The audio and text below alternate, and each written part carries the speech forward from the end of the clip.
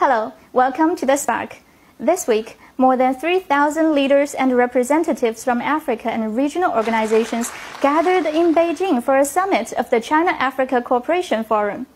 The relations between China and Africa are gaining increasing global attention as their practical cooperation has seen dramatic changes in the economic landscape across Africa and brought real benefits to both peoples. Although constructive criticism is always welcome, some just won't quit, making fabricated and sensational accusations against China.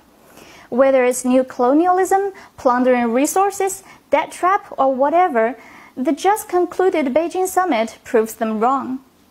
South African President Cyril Ramaphosa dismissed allegations of China practicing colonialism in Africa, saying China instead has been a partner in boosting social and economic development on the continent.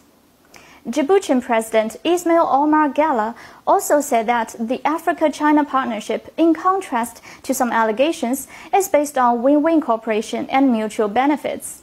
They represent the overwhelming African opinion at the summit, that the conspiracy noises are not welcome, and the African countries are fully capable of making judgments for their own good. In fact, it is extremely unpopular to assume that Africans don't know their best interest and somehow they need to be taken care of by the West, like during the 500 years of colonial period. Listen to these most upvoted posts by African netizens on Quora. After the duplicitous, manipulative, hypocritical relations with the West, no African or country thinks care is an important ingredient for anything other than raising children. In fact, we categorically reject being cared for. China wants markets, we have it. Africa wants technological expertise, China has it. Give me China any day. Sorry to say this, but the West treats Africans as objects of pity that need to be controlled like kids. I'm not saying that's the actual attitude the West has, but that's what it feels like. The feeling that you and your people are constantly being belittled. The difference between the Chinese and any other country is their honesty. They don't show up with a holier-than-thou attitude. They come for business, mutually beneficial business. Some people show up with aid and 1,000 strings attached.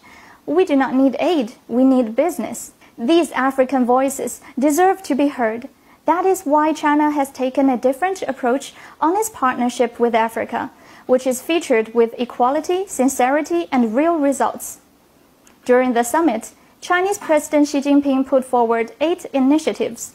Among the measures are imports of more non-resource products from Africa, increased corporate investments, more direct flights, an environmental cooperation center, an African study institute, and security programs fighting pirates and terrorists.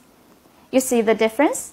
These projects are aimed at Africa's sustainable, long-term economic and social development, cultural and environmental preservation, and both China and Africa will benefit from their common aspiration. Just like President Xi Jinping said, Africa is a land of great promise and a continent full of hope.